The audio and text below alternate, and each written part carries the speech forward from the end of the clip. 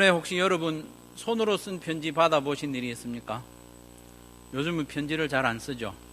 문자로 주고받거나 꼭 해야 된다면 이메일로 메시지를 주고받는 그런 시대인데, 저도 최근에는 손으로 쓴 편지를 받아본 일이 기억이 잘 안 납니다. 연애 시절에 손편지를 제법 주고받은 경험이 있는데, 편지를 받으면 기분이 좋죠. 그래서 설레는 마음으로 한 줄씩 한 단어 한 단어 이렇게 음미하면서 왜 여기서 이 단어를 썼을까 이렇게 설레며 읽어 나가죠. 그런데 만약에 그 편지가 A4 용지로 한 13장 정도 된다 그러면 좀 부담스럽겠죠.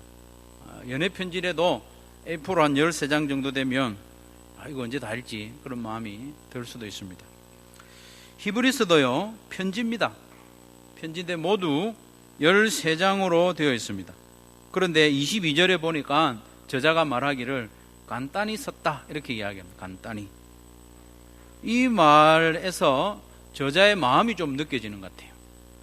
독자들을 향한 저자의 이 깊은 관심과 뜨거운 사랑이 느껴지지 않습니까? 할 말이 많다는 것은 그만큼 관심이 많고 사랑이 크다는 말입니다.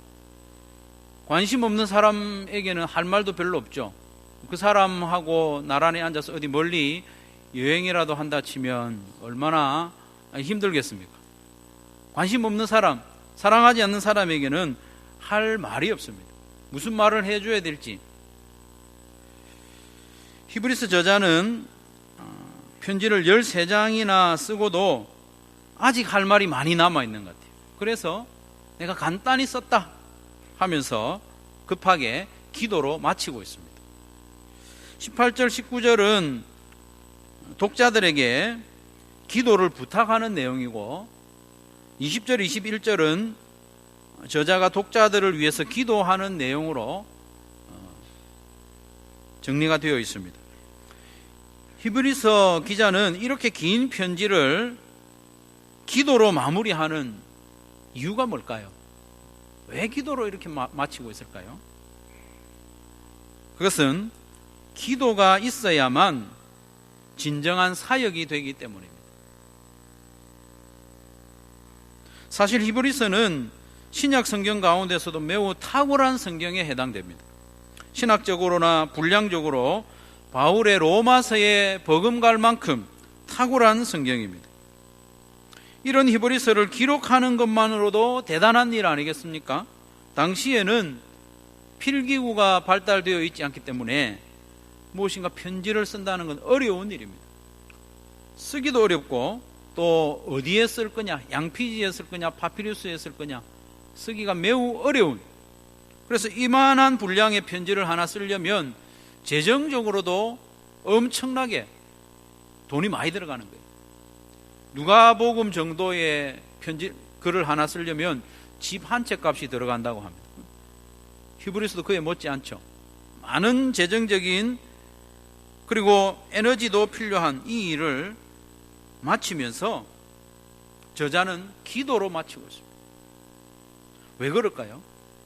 이렇게 위대한 편지를 기도로 기록하는 것만으로는 사역이 되지 않는다는 거예요. 기도가 있어야만 합니다. 기도가 있어야만 사역이 됩니다.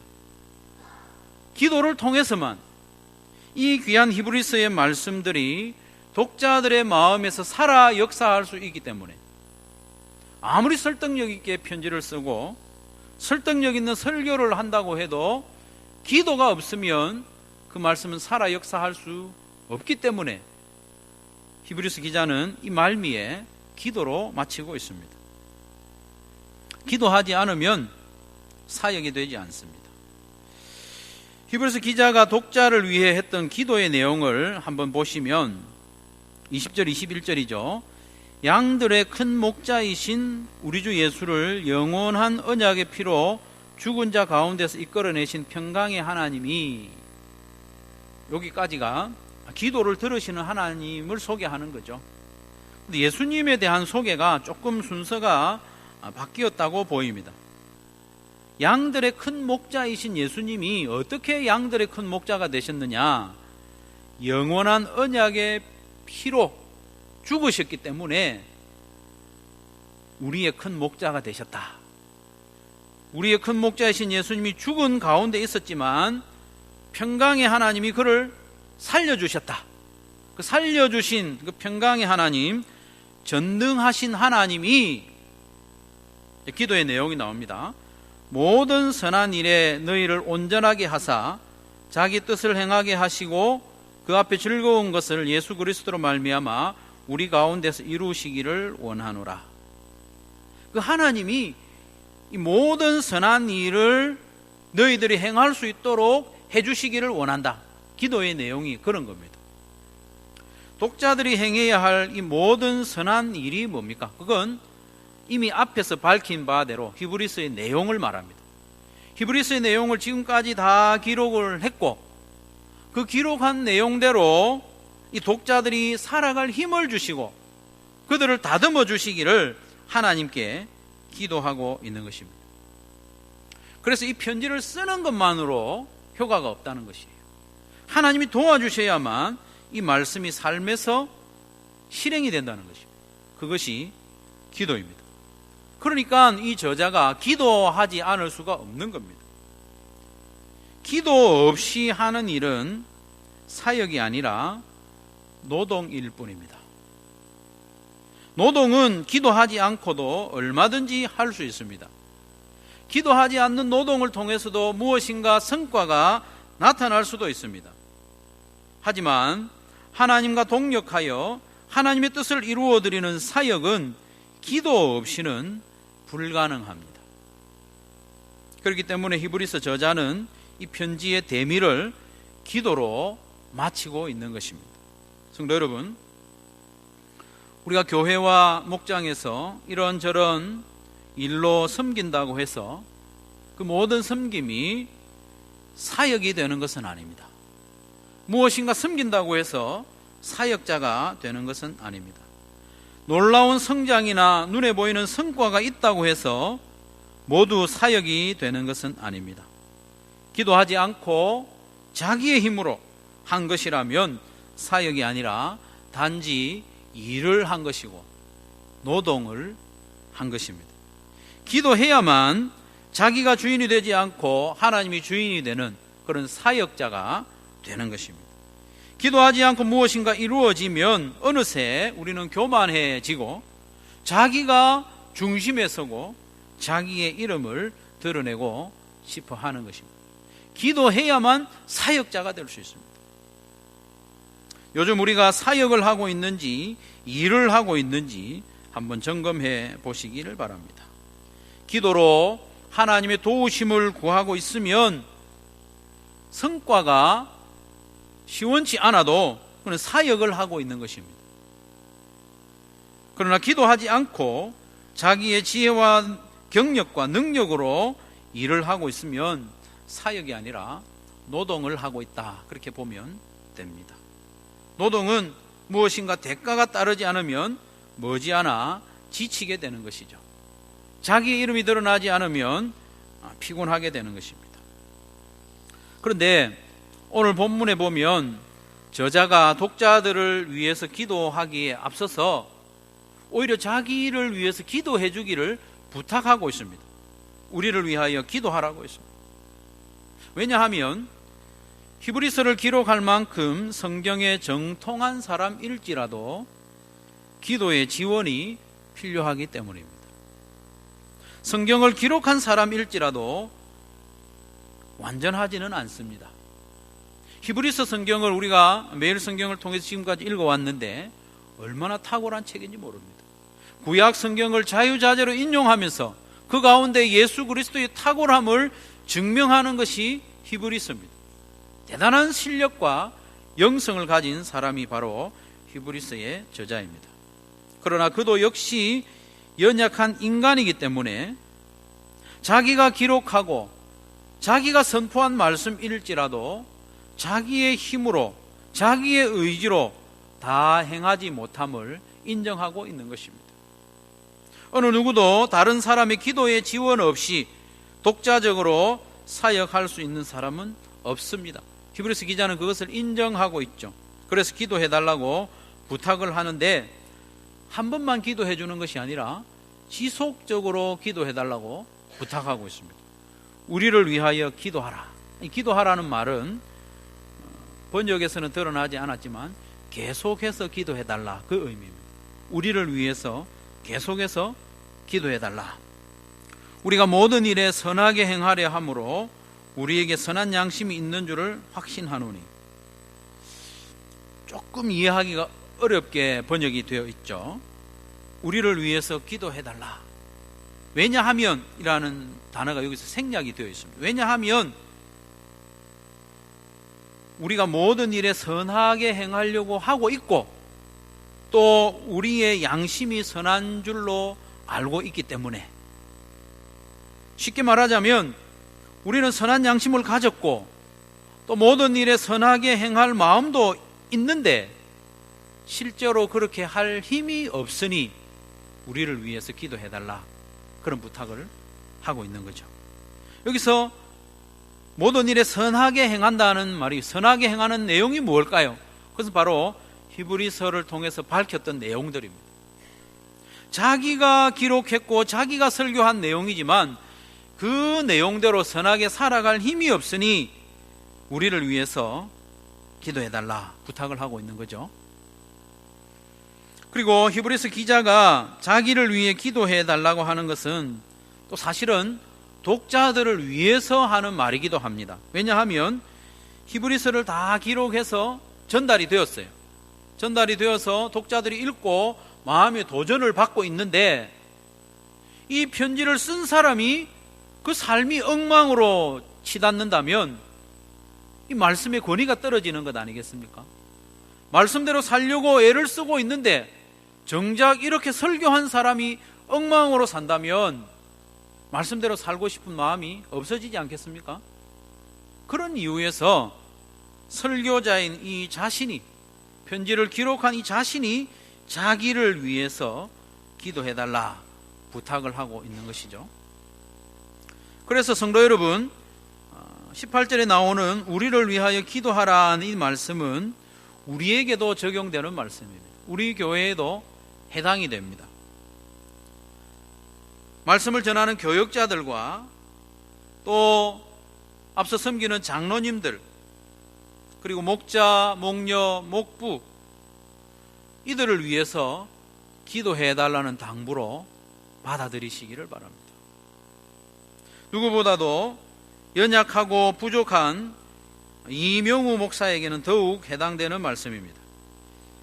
매일 성경을 읽고 묵상하는 중에 이 본문을 만났을 때 나도 기도를 부탁해야 되겠구나, 그런 마음을 가졌습니다. 저를 위해서 더욱 기도해 주시기를 바랍니다.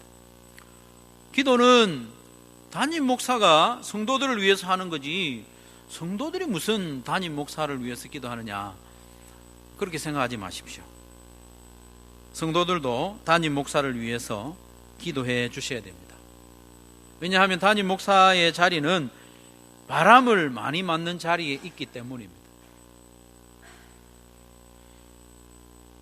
담임 목사는 한 개인이 아니라 교회의 리더로 세움을 받았기 때문에 기도해 주셔야 됩니다. 물론 교회의 머리는 예수님입니다. 교회의 주인은 하나님이십니다. 하지만 담임 목사를 통해서 말씀하시고 교회를 인도해 가시기 때문에 저를 위해서 꼭 기도해 주셔야 합니다. 저는 히브리서 저자와는 비교할 수도 없는 그런 사람이기 때문에 더욱 기도해 주셔야 됩니다. 히브리서를 기록한 사람도 있는데 히브리서를 제대로 온전히 이해하지도 못하는 사람이 바로 저이기 때문에 기도해 주셔야 됩니다. 히브리서 저자도 고백했지만 저는 더욱 제가 설교한 대로 살지 못하는 연약한 사람이기 때문에 저를 위해서 기도해 주셔야 됩니다. 어떤 때는 월요일이 되었을 때 어제 주일날 내가 무슨 설교를 했는지 저도 잊어버릴 때가 있습니다. 영원히 기억이 나지 않는 건 아니지만 갑자기 기억이 안 나는 때도 있습니다. 그러니 제가 한 설교라고 해서 제가 삶으로 다 살아내겠습니까? 살아내지 못하는 것이죠. 다만 착각할 뿐입니다. 여기 서서 설교를 자꾸 하다 보니까 나는 그래도 괜찮은 사람이라고 착각할 뿐이지 말씀을 제대로 실행하지 못하는 것은 저와 여러분이 일반입니다. 그러니 저를 위해서 기도해 주셔야 됩니다. 저도 설교한 대로 살고 싶습니다. 하지만 그렇게 할 힘이 저에게는 없습니다. 그러니 저를 위해서 기도해 주시기 바랍니다. 어떨 때는 새벽에 기도하려고 이 자리에 앉아서 시간을 보내지만 전혀 기도가 되지 않는 때도 있습니다. 마음에 평안이 없어서 그럴 때도 있고, 어떤 때는 나 같은 사람이 이 귀한 교회의 담임 목사로 사명을 잘 감당할 수 있을까, 그런 두려움 때문에 기도가 잘 안 될 때도 있습니다. 하나님이 불러 세워주셨음을 알고 믿으면서도 그럴 때가 있습니다. 그럴 때면 기도 시간 내내 믿음을 주시도록, 하나님 저에게 믿음을 주십시오. 그리고 용기도 좀 주시고, 그렇게 저 자신만을 위해서 내내 기도하다가 정작 성도들을 위해서는 한마디도 기도하지 못하고 돌아갈 때도 있습니다. 저를 위해서 기도해 주셔야 돼요. 여러분이 기도해 주시지 않으면 제가 어떻게 이 사역을 감당할 수 있겠습니까? 언제 넘어질지도 모르고, 그러니 기도해 주셔야 됩니다. 잘하나 못하나 매주일 강단에 서서 설교하는 것을 보니까 목사의 직분을 그럭저럭 감당하는구나, 그렇게 생각하지 말기를 바랍니다. 사단이 수시로 제 마음을 흔들고 들쑤십니다. 여러분 보기에 한심하게 보일 수도 있지만 그것이 저의 모습입니다. 그러니 저를 위해서 꼭 기도해 주시기 부탁드립니다. 저를 위해 기도하실 때 기도의 무릎이 강해지고 기도의 능력이 있도록 기도해 주시기를 바랍니다. 요일마다 기도 제목을 정해놓고 기도하려고 하는데 그대로 잘 안 될 때도 자주 있습니다. 기도의 시간을 잘 채우고 또 기도의 내용도 채우고 기도의 능력이 나타나도록 기도해 주시기를 부탁합니다. 그리고 말씀의 은혜가 있도록 기도해 주시기 바랍니다. 말씀을 읽을 때 설교를 위해서 읽는 것이 아니라 하나님의 음성을 듣기 위해서 읽고 또 순종하기 위해서 읽도록 기도해 주시기를 바랍니다. 그래서 먼저 저에게 은혜가 된 말씀을 준비하여 설교하게 하시고 설교한 말씀대로 살아내는 목사가 될 수 있도록 기도해 주시기를 부탁합니다. 앞에서 말씀드린 대로 담임 목사를 위한 기도는 저 개인을 위한 기도라기보다는 교회와 성도들 자신을 위한 기도입니다. 한소만 교회 담임 목사가 말씀의 깊은 은혜를 경험하고 또 그 말씀을 전하고 말씀대로 살아낸다면 성도 여러분에게도 얼마나 좋겠습니까? 여러분 목사가 어떤 목사가 되면 좋겠습니까?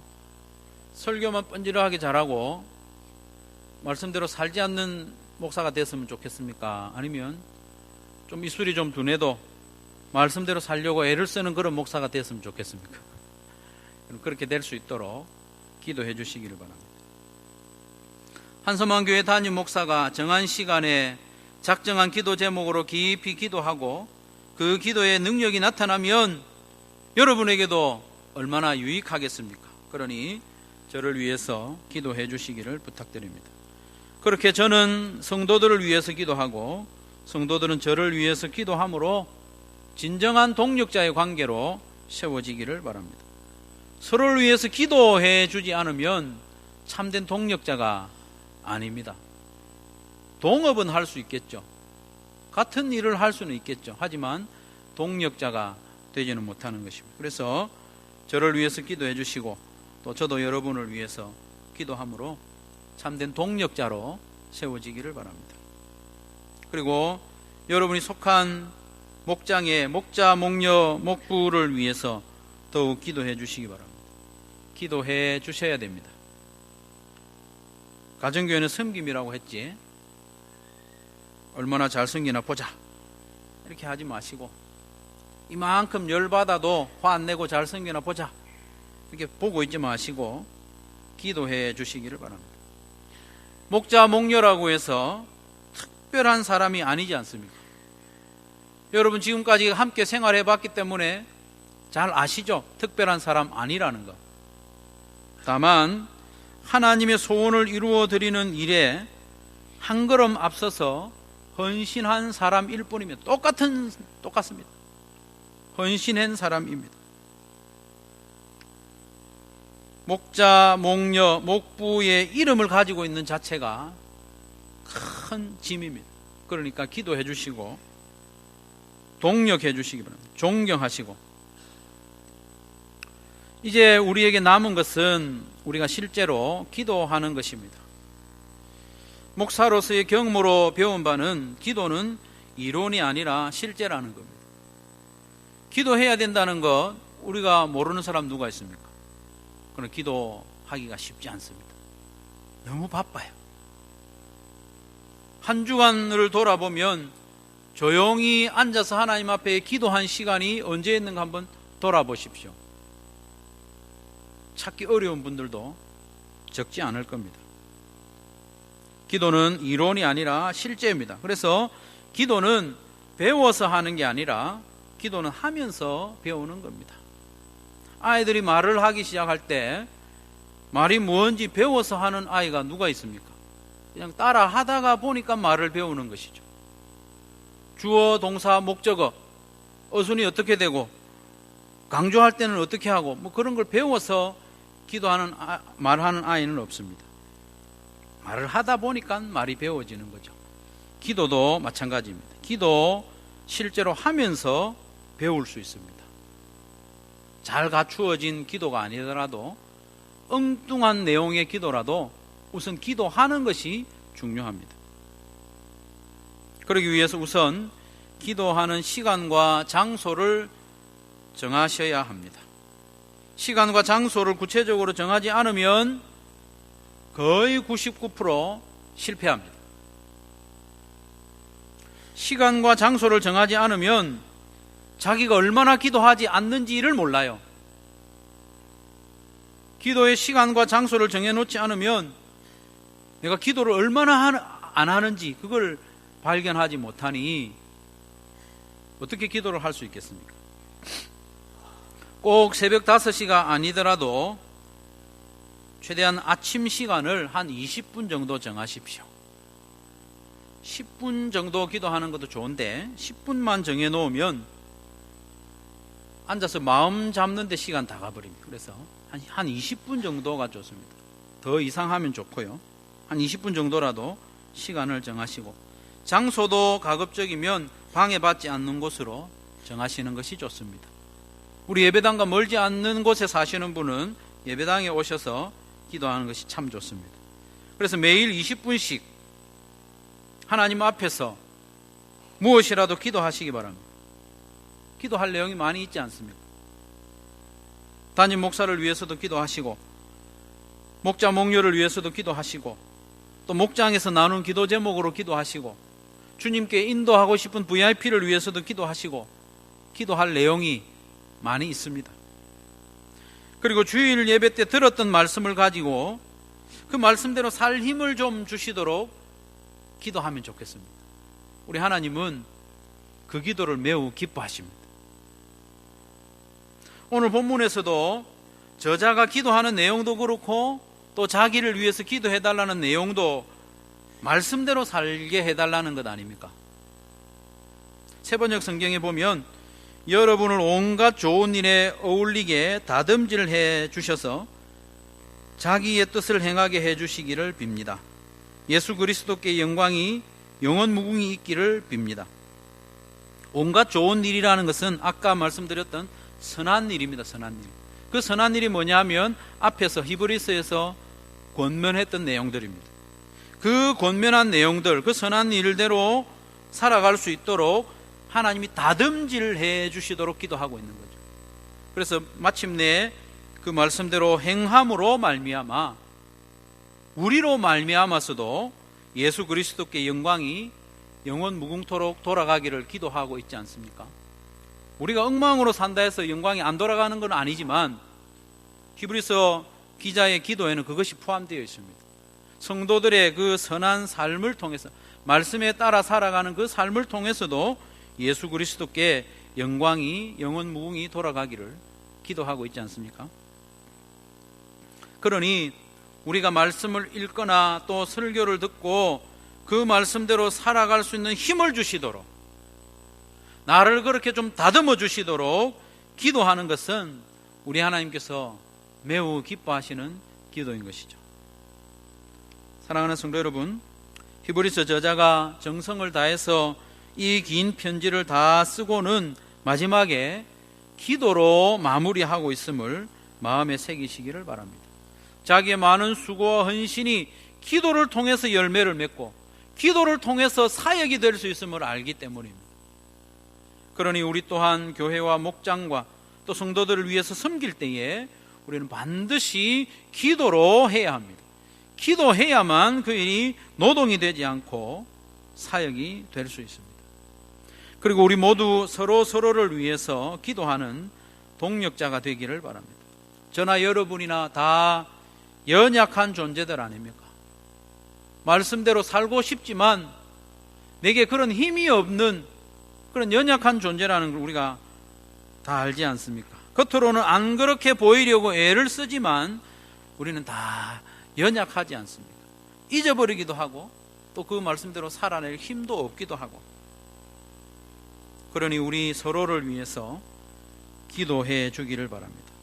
무엇보다 실제로 기도하기로 결단하고 실행하시길 바랍니다. 하루에 한 20분 조용한 장소에서 정기적으로 살아계신 하나님을 만나고 그 하나님과 무엇이라도 대화하는 저와 여러분의 삶이 되기를 바랍니다. 그렇게 기도함으로 진정한 사역자가 되고 우리 모두 동력자가 되기를 주님의 이름으로 축원합니다.